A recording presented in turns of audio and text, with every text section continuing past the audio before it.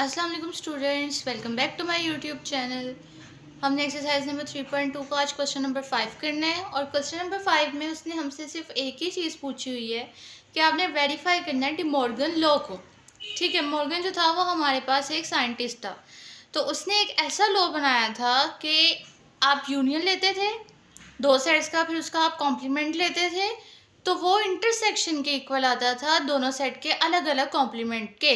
ठीक है, और यही काम आपने उल्टा कर देना है कि जब आप लोग एक सेट के दूसरे सेट के साथ इंटरसेक्शन लेंगे और फिर उसका कॉम्प्लीमेंट लेंगे तो वो बराबर आ जाता था यूनियन के, लेकिन उन दोनों सेट्स के अलग अलग कॉम्प्लीमेंट के।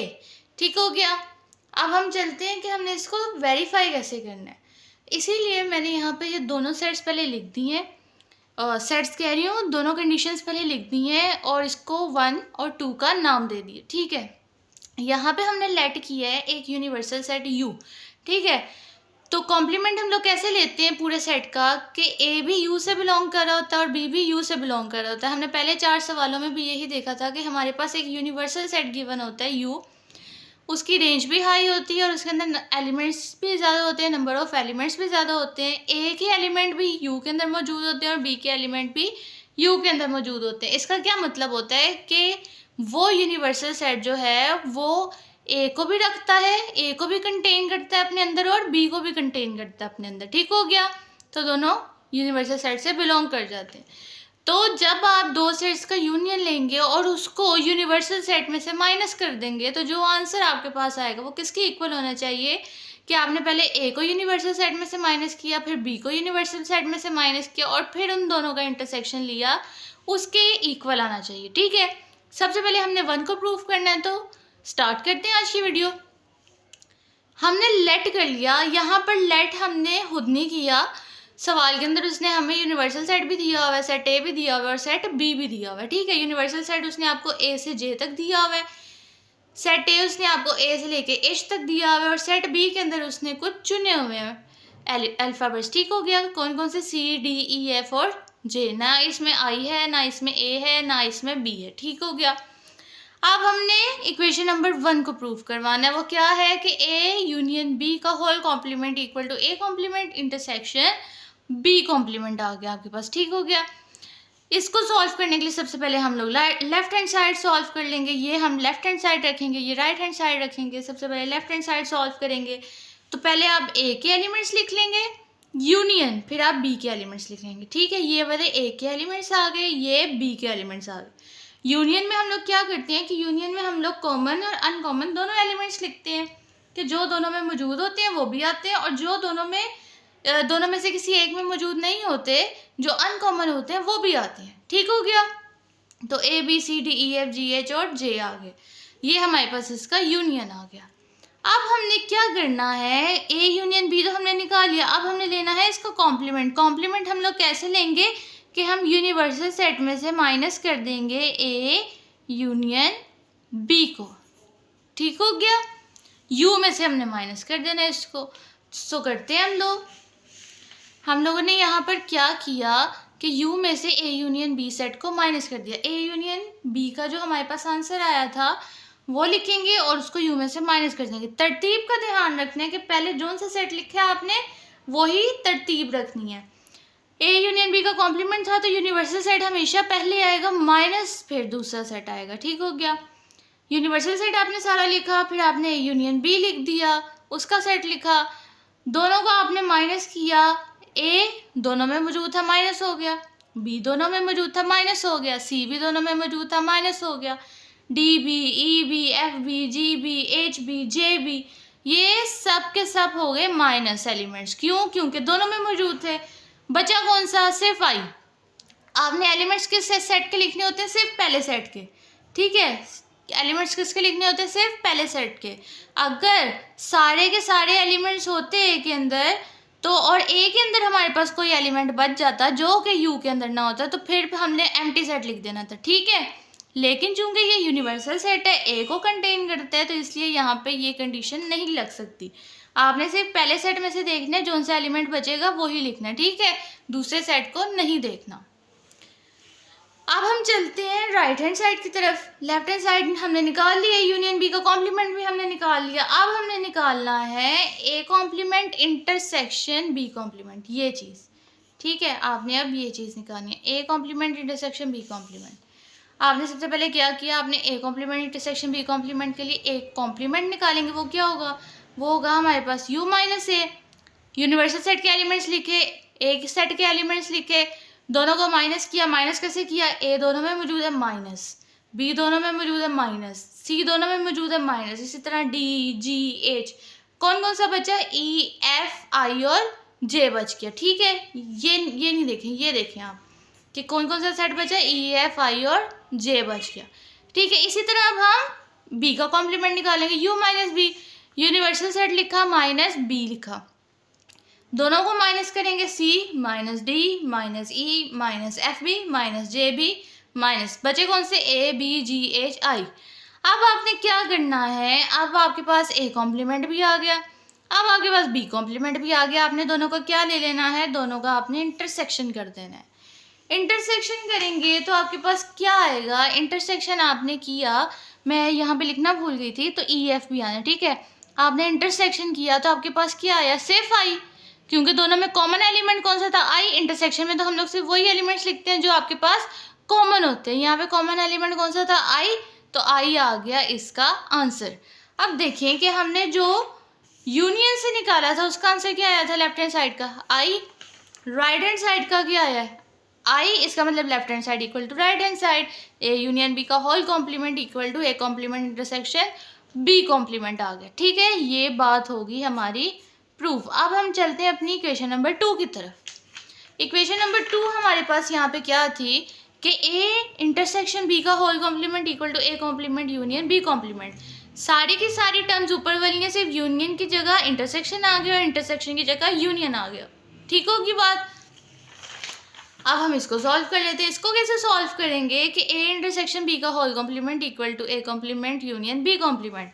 इसकी भी आप पहले लेफ्ट हैंड साइड सॉल्व करेंगे, ए इंटरसेक्शन बी का होल कॉम्प्लीमेंट, ए का सेट लिखा, बी के सेट लिखे, दोनों का इंटरसेक्शन ले लिया। इंटरसेक्शन में हमारे पास हमेशा वो एलिमेंट्स आते हैं जो दोनों में कॉमन होते हैं, सी और डी, सी और डी दोनों में कॉमन थे, ना ई एफ जे है ना जी एच और ए बी कॉमन है, ठीक है। तो आंसर क्या आ गया, सी कोमा डी।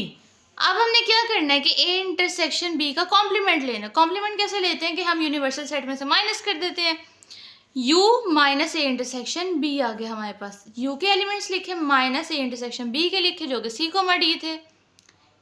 अच्छा, अब यहाँ पे कॉमन कौन से एलिमेंट है, सी इसमें भी मौजूद है, सी इसमें भी मौजूद है, डी इसमें भी मौजूद है, डी इसमें भी मौजूद है। पहले वाले सेट में कौन कौन सा एलिमेंट बच गया, A B E F G H I J. मैंने आपको पहले बताया कि जब सेट्स को माइनस करना है तो तरतीब का ध्यान रखना है, जो सेट पहले लिखा है आपने वही लिखना है और उसके एलिमेंट्स ही आंसर में आएंगे, ठीक हो गया। जब माइनस कर रहे होंगे, इंटरसेक्शन यूनियन की बात नहीं कर रही, जब माइनस कर रहे होंगे, ठीक है। माइनस कर रहे थे, यू पहले लिखा था, यू के जो एलिमेंट्स बच गए वो आ गए हमारे पास इसका आंसर, ठीक हो गया। अब हम निकालेंगे इसकी right hand side. Right hand side निकालेंगे तो वो क्या है, A complement union B complement. ये देखें क्या है हमारे पास, A complement union B complement. अब हम वही काम करेंगे, यहाँ पे A complement union B complement निकालेंगे। पहले आपने ए कॉम्प्लीमेंट निकाला यू माइनस ए करके, ठीक है, ये आ गया आपके पास ए कॉम्प्लीमेंट। अब आप निकालेंगे B complement, U minus B करके आपने कॉम्प्लीमेंट निकाल लिया। फिर आपने क्या किया यहाँ पर कि A complement union B complement कर दिया, ठीक है। ए कॉम्प्लीमेंट और बी कॉम्प्लीमेंट का यूनियन ले लिया। आप देखें यहाँ पर ए कॉम्प्लीमेंट का वही आंसर है जो आपने पहले वाली इक्वेशन में निकाला था और बी कॉम्प्लीमेंट का भी वही आंसर है जो आपने पहली वाली इक्वेशन में निकाला था, ठीक है। ये देखें ए कॉम्प्लीमेंट पहली इक्वेशन में ई एफ आई जे वही आया था और B complement A B G H I वही आया है, ठीक हो गया,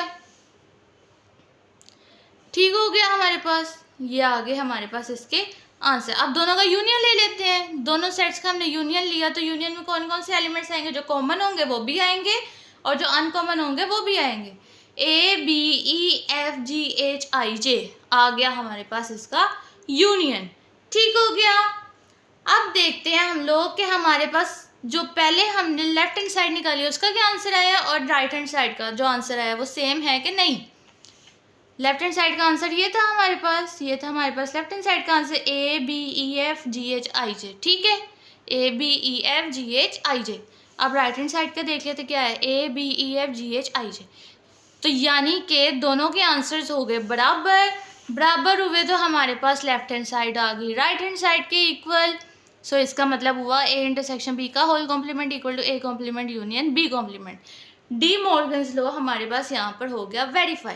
और सिर्फ इन सेट्स के लिए नहीं, दुनिया के हर सेट के लिए डी मॉर्गन लॉ वेरीफाई करता ही करता है। ठीक हो गया। अब उसने हमसे दूसरा काम ये कहा था कि आपने इनकी वेन डायग्राम्स बना के दिखानी है। सबसे पहले हम इक्वेशन 1 वाले की वेन डायग्राम देख लेते हैं। इक्वेशन 1 वाले की वेन डायग्राम कैसे बनेगी कि उसके अंदर हमारे पास लेफ्ट हैंड साइड और राइट हैंड साइड दोनों क्या आई थी, आई। लेफ्ट हैंड साइड और राइट हैंड साइड दोनों क्या आई थी हमारे पास, आई के इक्वल आई थी दोनों ही। तो मतलब कि आई वाला सारा एरिया कवर हो जाएगा और ए और बी एज इट इज़ रहेंगे। ठीक है, मैं आपको रफ में भी एक करके दिखा देती हूँ। हमने क्या किया, ए के अंदर कौन कौन से एलिमेंट्स थे हमारे पास, यहाँ पे ये देखें आपके पास ए के अंदर कौन कौन से एलिमेंट्स आ रहे हैं। पहली वाली इक्वेशन, यहाँ पे हम किस इक्वेशन की बात करेंगे, इक्वेशन नंबर 1 की बात करेंगे। इक्वेशन नंबर 1 की बात की तो हमारे पास क्या बचा था, यू के अंदर सिर्फ आई। जब हमने ए यूनियन बी का कॉम्प्लीमेंट लिया था क्या बचा था, सिर्फ आई। तो यू के अंदर सिर्फ आई रह गया। ठीक है, या आप इसको ऐसे भी समझ सकते हैं कि पहले आप ए और बी बनाएं, उसके अंदर आप ए के एलिमेंट्स लिखें और बी के अंदर सिर्फ बी के एलिमेंट्स लिखें। ठीक हो गया, ए के एलिमेंट्स आपने लिख लिए, बी के एलिमेंट्स लिख लिए, दोनों में लिख लिए एलिमेंट्स। ए के अंदर क्या था, ABCDGH, ABCDGH। आगे हमारे पास बी के अंदर क्या था, CDEFJ, CDEFJ, सारे एलिमेंट्स आ गए। अब आई के अंदर क्या बचा, आई के अंदर तो हम यू के अंदर हम लोग वो एलिमेंट्स लिखते हैं जो ए और बी के अंदर नहीं लिखे होते। ठीक है, क्यों, क्योंकि ए और बी भी तो यू के अंदर ही है ना, ए और बी दोनों यू के अंदर ही हैं। तो ए के भी एलिमेंट्स लिख दिए, बी के भी एलिमेंट्स लिख दिए, और वो दोनों भी कहाँ से आए, यूनिवर्सल सेट से आए। तो कौन सा एक एलिमेंट या कौन से ऐसे एलिमेंट्स हैं जो कि ए में भी नहीं है और बी में भी नहीं है, कौन सा है वो, आई। तो सिर्फ आई रह गया बाहर। ठीक है, दूसरे में भी आपने यही किया, लेकिन दूसरे के अंदर आपने एक चीज़ का इजाफा करना है। पहले के अंदर हमारे पास क्या था, यूनियन। ठीक है, तो यूनियन तो हम लोग वेन डायग्राम में शो नहीं करवाते, हम करवाते हैं इंटरसेक्शन को शो। यूनियन के अंदर तो पूरा का पूरा सेट आ जाना है, हम करवाते हैं इंटरसेक्शन को शो। तो जब आपने इक्वेशन नंबर 2 का ये बनाना है ना, इक्वेशन नंबर 2 का ये बनाना है वेन डायग्राम, तो उसमें आपने इंटरसेक्शन का ज़रूर बताना है। इंटरसेक्शन में सी और डी आ रहे थे और ए के एलिमेंट्स लिखे, बी के एलिमेंट्स लिखे, सी और डी दोनों में कॉमन थे, वो इंटरसेक्शन में आ गए। ठीक हो गया, और यू के अंदर फिर आई रह गया। अब आपने सबसे मेजर सवाल आ गया, इसको कलर कैसे करना है। ठीक है, एरिया कौन सा इसमें कवर होना चाहिए। अभी मैंने आपको बताया, एक आपने पहली वाली के अंदर यूनियन इन्वॉल्व हो रहा था, उसके अंदर इंटरसेक्शन नहीं था, तो आपने ए के एलिमेंट्स लिखे, बी के लिखे, और जो बच गए वो आई में आ गए।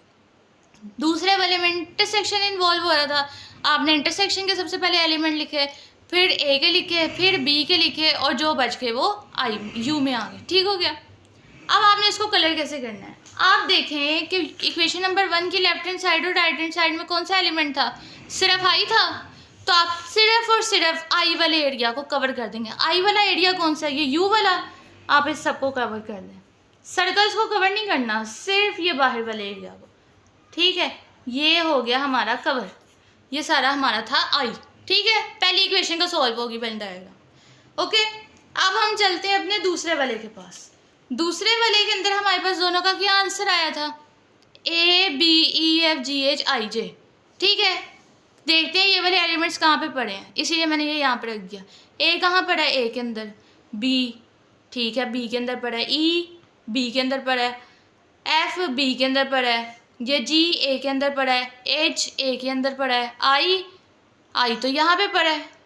ठीक है, आई कहाँ पर है, यहाँ पर है।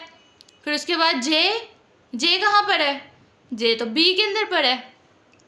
और कौन से एलिमेंट्स इन दोनों में नहीं पड़े, इंटरसेक्शन वाले, सी और डी।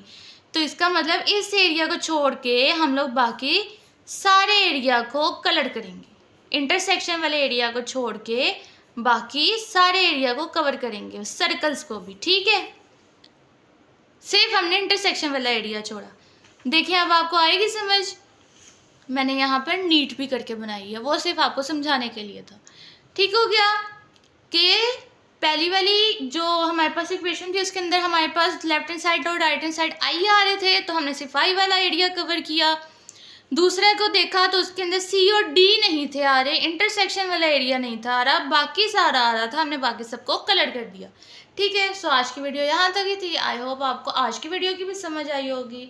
इतनी इन्फॉर्मेटिव वीडियोस हम आप लोगों के लिए बनाते हैं, प्लीज़ मोटिवेट कर दिया करें लाइक, सब्सक्राइब और शेयर करके। एंड अल्लाह हाफिज़ for today. Thanks for watching.